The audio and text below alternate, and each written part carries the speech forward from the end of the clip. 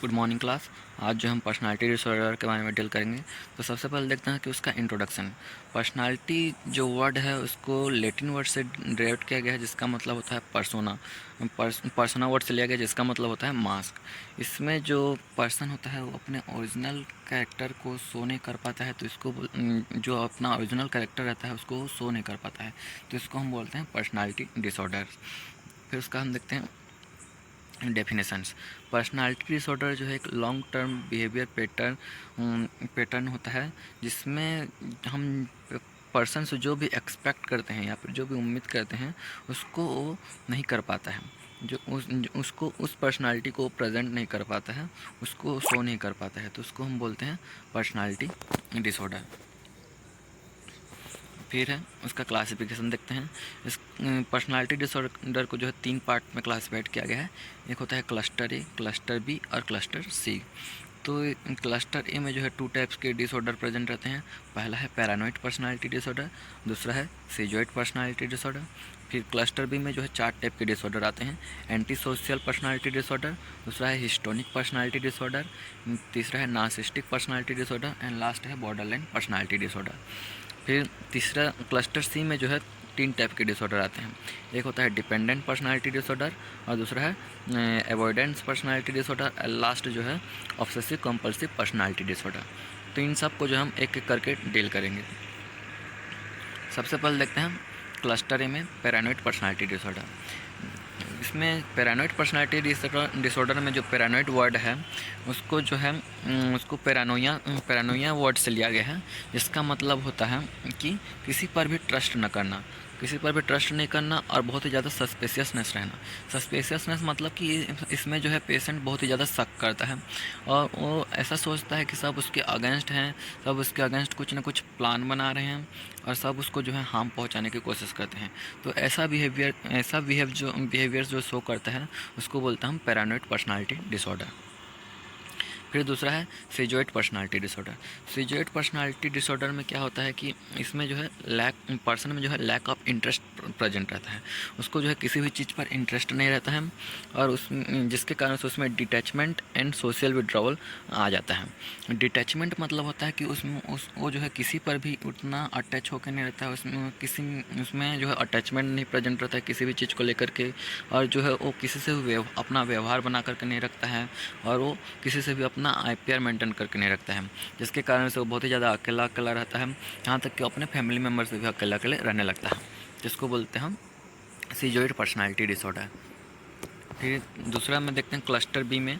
Cluster B में जो है 4 टाइप्स के डिसऑर्डर आते हैं। तो इसमें जो है फर्स्ट है एंटी सोशल पर्सनालिटी डिसऑर्डर।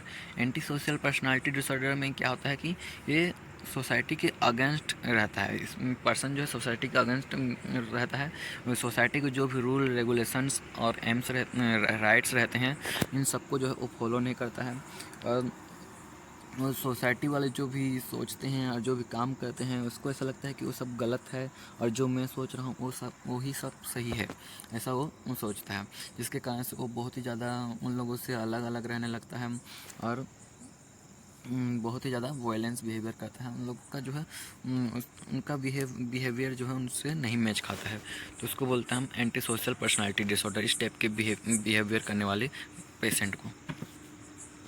फिर है हिस्टोलिक पर्सनालिटी डिसऑर्डर। हिस्टोलिक पर्सनालिटी डिसऑर्डर में क्या होता है कि ये जो है अटेंशन सीकिंग बिहेवियर प्रेजेंट रहता है पेशेंट में। इसमें ये जो है ज़्यादातर फीमेल्स होता है और इसमें जो पेशेंट है वो सेंटर ऑफ द फोकस बनने की कोशिश करता है। मतलब कि वो ऐसा चाहता है कि सब उसी को फोकस करें, सब उसी को देखें, सब का जो है अटेंशन उसी के ऊपर बना रहे, वो ऐसा चाहता है। इसके लिए जो है वो बहुत ही ज़्यादा हाइपर एक्टिविटी बिहेवियर करता है, बहुत ही ज़्यादा इमोशनली बिहेव करता है और जो है वायलेंस बिहेवियर करता है और वो कभी कभी जो है अटेंशन पाने के लिए अपने आप को हार्म पहुंचाने की कोशिश करता है, जिससे कि सबका अटेंशन उसी के ऊपर बना रहे। तो इस टाइप की जो बिहेव करता है उसको बोलते हैं हम हिस्टोनिक पर्सनालिटी डिसऑर्डर। फिर है narcissistic personality disorder. Narcissistic personality disorder में क्या करता है कि पेशेंट जो है वो सिर्फ अपने से ही, जो पर्सन रहता है उसको सिर्फ अपने से ही मतलब रहता है, उसको जो है किसी दूसरे पर कुछ दूसरे से उसको कुछ फ़र्क नहीं पड़ता है। मतलब कि वो नार्सिसिस्टिक पर्सनालिटी डिसऑर्डर में जो पर्सन रहता है उस अपने आप को ऐसा सोचता है कि उसके अंदर सारे के सारे क्वालिटी प्रेजेंट है, उसमें कुछ भी कमी नहीं है। उसको जो है अपने अंदर पूरा क्वालिटी है ऐसा लगता है, और जो है उसको दूसरों के इमोशंस और फीलिंग्स से कुछ भी फ़र्क नहीं पड़ता है। तो इस तरह के जो जिसके अंदर बिहेवियर प्रेजेंट रहता है उसको हम बोलते हैं नार्सिसिस्टिक पर्सनालिटी डिसऑर्डर। फिर है borderline personality disorder. Borderline personality disorder में क्या होता है कि इसमें जो है किसी भी चीज़ को लेकर के वो अनस्टेबल रहता है। मतलब कि वो अपने फैमिली को लेकर के, अपने रिलेशनशिप को लेकर के, अपने सेल्फ इमेज को लेकर के कब क्या चीज़ करना है, कब क्या चीज़ नहीं करना है, कब क्या बोलना है, कब क्या नहीं बोलना है, इन सब चीज़ को लेकर के वो बहुत ज़्यादा अनस्टेबल रहता है। मतलब उसको पता नहीं रहता है कि कब क्या चीज़ करना चाहिए। तो इसको बोलते हैं हम बॉर्डरलाइन पर्सनालिटी डिसऑर्डर। इस टाइप के जो बिहेवियर करते हैं उसको हम बोलते हैं बॉर्डरलाइन पर्सनालिटी डिसऑर्डर। फिर आता है क्लस्टर सी। ये लास्ट है क्लस्टर सी।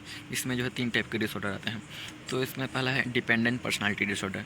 डिपेंडेंट पर्सनालिटी डिसऑर्डर में क्या होता है कि इसमें जो पेशेंट रहता है इसमें बहुत ही ज़्यादा वो डिपेंडेंट रहता है दूसरे पर्सन के ऊपर। वो हर एक छोटे से छोटा या फिर बड़ा से बड़ा काम जो है वो खुद से नहीं कर सकता है। वो हर चीज़ के लिए जो है किसी दूसरे इंसान पर डिपेंड रहता है। यहाँ तक कि वो अपने घर में अकेले रहने से भी डरता है, और बहुत ही ज़्यादा उसको एंजाइटी आती है और स्ट्रेस आता है। वो बहुत ही ज़्यादा किसी भी दूसरे इंसान पर डिपेंड रहता है। तो उसको बोलते हैं हम डिपेंडेंट पर्सनालिटी डिसऑर्डर। फिर है अवॉइडेंट पर्सनालिटी डिसऑर्डर।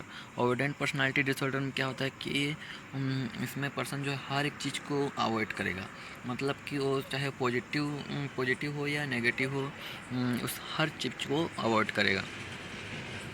जैसे कि कोई सोशल एक्टिविटी हो या फिर किसी से वो व्यवहार बना करके उतना नहीं रहेगा, किसी से आईपीआर मेंटेन करके नहीं रखेगा। वो जो है बहुत ही ज़्यादा अकेले अकेले रहेगा। तो इसको बोलते हैं हम अवॉइडेंट पर्सनालिटी डिसऑर्डर। फिर है इसका एटियोलॉजी। इसका एटियोलॉजी देखते हैं। सबसे पहले है जेनेटिक। अगर उसके फैमिली में किसी को हुआ है तो उसके कारण से भी हो सकता है। फिर दूसरा है फैमिली हिस्ट्री ऑफ अल्कोहलिज्म। मतलब उसके घर में अगर कोई बहुत ही ज़्यादा अल्कोहलिज्म, मतलब उसके घर वाले बहुत ही ज़्यादा अल्कोहल ले रहे हैं तो उसके कारण से भी उसको हो सकता है। वो भी उसी के अकॉर्डिंग ही अल्कोहल ले रहा होगा तो उसके कारण से भी हो सकता है। और लो लेवल ऑफ सेरोटोनिन, मतलब कि जो न्यूरोट्रांसमीटर होते हैं उसका अगर डिफिशिएंसी हो जाता है तो उसके कारण से भी हो सकता है। फिर ब्रेन डिसफंक्शन। ब्रेन अगर डिसफंक्शन हो जाए ब्रेन का, अगर ब्रेन में कोई इंजरी हुआ है या फिर कुछ प्रॉब्लम की वजह से तो उसके कारण से भी हो सकता है। फिर पोस्ट ट्रॉमेटिक एक्सपीरियंस, अगर पहले कुछ ट्रॉमा हुआ है उसके कारण से भी चाइल्ड एब्यूज़ के कारण भी हो सकता है। और अबैंडमेंट का मतलब होता है कि जैसे कि उसके जो बचपन में उसके मम्मी पापा जो है अलग अलग हो जाते हैं, सेपरेट हो जाते हैं, तो उसके कारण से भी उस बच्चे के ब्रेन पर जो है असर पड़ सकता है। तो उसके कारण से भी हो सकता है। सेपरेशन के कारण, जैसे बताया कि अभी उसके मम्मी पापा उसको सेपरेट करके रख देते हैं तो उसके कारण से भी हो सकता है। और एंजाइटी के कारण से भी ये पर्सनालिटी डिसऑर्डर जो है कॉज हो सकता है। ये देखते हैं उसका हम क्लिनिकल मैनिफेस्टेशन कि इसके क्या क्या साइन एंड सिम्टम्स हो सकते हैं। पहला है लैक ऑफ इंटरेस्ट। उसको जो है किसी भी चीज़ में इंटरेस्ट नहीं रहेगा, वो किसी भी चीज़ को उतना इंटरेस्ट के साथ नहीं करेगा। फिर है रिपीटेटिव थॉट्स। उसके मन में जो है बहुत ज़्यादा रिपीटेटिव थॉट्स आएंगे, बहुत ही ज़्यादा उसके में थॉट्स प्रेजेंट रहेगा। इम्प्रॉपर अटेंशन, मतलब वो किसी भी चीज़ में उतना अटेंशन दे नहीं पाएगा, किसी भी चीज़ को अच्छे से वो नहीं कर पाएगा। फिर डिपेंडेंट, वो बहुत ही ज़्यादा दूसरे पर डिपेंड रहेगा, वो अपने काम को खुद से नहीं कर पाता है। तो इसको बोलते हैं हम dependent personality disorder. Lack of memory, उसके में जो है बहुत ही ज़्यादा मेमोरी जो है बहुत ही पुअर रहेगा। वो जो है किसी भी चीज़ को वो उतना अच्छे से रिकॉल नहीं कर पाएगा। और जो है नॉट मेंटेन प्रॉपर आईपीआर, वो किसी से उतना आईपीआर मेंटेन करके नहीं कर पाएगा, उतना अच्छे किसी से व्यवहार बनाकर नहीं कर पाएगा, और किसी से भी उतना घुल मिलकर नहीं रह पाएगा। और फिर है लास्ट एग्रेसिवनेस मतलब कि उसको जो है बहुत ही ज़्यादा गुस्सा आएगा, वो बहुत ही ज़्यादा चिड़चिड़ापन रहेगा उसमें, तो उसको बोलते हैं एग्रेसिवनेस। ये सब उसके जो है, ये सब जो है उसमें साइन एंड सिम्टम्स प्रेजेंट रहेंगे पर्सनालिटी डिसऑर्डर के पेशेंट में। फिर इसका हम क्या क्या डायग्नोस्टिक टेस्ट कर सकते हैं ये देखते हैं। डायग्नोस्टिक टेस्ट में सबसे पहले जो है उसका हम हिस्ट्री कलेक्शन करेंगे, उसके जो है पास्ट प्रेजेंट जो भी मेडिकल हिस्ट्री या फिर मेंटल हिस्ट्री को हम कलेक्ट करेंगे। फिर फिज़िकल एग्जामिनेशन करेंगे कि उसके कोई ब्रेन में किसी प्रकार का कोई पहले से प्रॉब्लम तो नहीं था, किसी प्रकार का इंजरी तो नहीं हुआ था, इस तो हम जो है फिज़िकल एग्जामिनेशन करेंगे। फिर मेंटल स्टेटस एग्जामिनेशन करेंगे, मिनी मेंटल स्टेटस एग्जामिनेशन करेंगे और सीटी स्कैन करेंगे। और एमआरआई कर सकते हैं हम। एमआरआई का फुल फॉर्म होता है मैग्नेटिक रेजोनेंस इमेजिंग। फिर न्यूरोलॉजिकल असेसमेंट कर सकते हैं। फिर इसका मैनेजमेंट हम देखते हैं। मैनेजमेंट में जो है सबसे पहले फार्माकोलॉजिकल मैनेजमेंट। फार्माकोलॉजिकल मैनेजमेंट में उसको हम एंटी डिप्रेसेंट ड्रग देंगे। एंटी डिप्रेसेंट ड्रग में जो है उसको क्लोमिप्रामाइन देंगे और इमिप्रामाइन दे सकते हैं। फिर है एंटी एंजाइटी ड्रग, उसके एंजाइटी को रिड्यूस करने के लिए हम उसको एंटी एंजाइटी ड्रग देंगे। एंटी एंजाइटी ड्रग में जो है उसको अल्प्राजोल हम दे सकते हैं और डायज़ेपाम दे सकते हैं। फिर mood stabiliser drugs. Mood stabiliser drug में जो है हम उसको सोडियम वॉल्फ्रेट दे सकते हैं और लिथियम दे सकते हैं। फिर कुछ थेरेपीज़ भी देते हैं, कुछ थेरेपीज़ भी उसको दे सकते हैं, जैसे कि cognitive behaviour therapy. Cognitive behaviour therapy में उसके जो थॉट्स फीलिंग्स और उसके बिहेवियर को इम्प्रूव करने के लिए उसको मेंटेन करने के लिए जो है हम कॉग्निटिव बिहेवियर थेरेपी उसको दे सकते हैं। हम ग्रुप थेरेपी प्रोवाइड कर सकते हैं, उसको फैमिली थेरेपी प्रोवाइड कर सकते हैं, उसको अपने फैमिली मेम्बर के साथ अच्छे से घुल मिल कर उसको रख सकते हैं, तो उसके लिए हम फैमिली थेरेपी दे सकते हैं। फिर इसमें क्या क्या कॉम्प्लिकेशन अराइज हो सकता है, इसमें जो है उसको सुसाइड करने की कोशिश करेगा और उसको सुसाइडल थॉट्स आएंगे। फिर सब्सटेंस एब्यूज़ और जो है ड्रग कंज्यूम करने लगेगा, अल्कोहल कंज्यूम करने लगेगा, ये सब जो है इसमें कॉम्प्लिकेशन आ सकता है।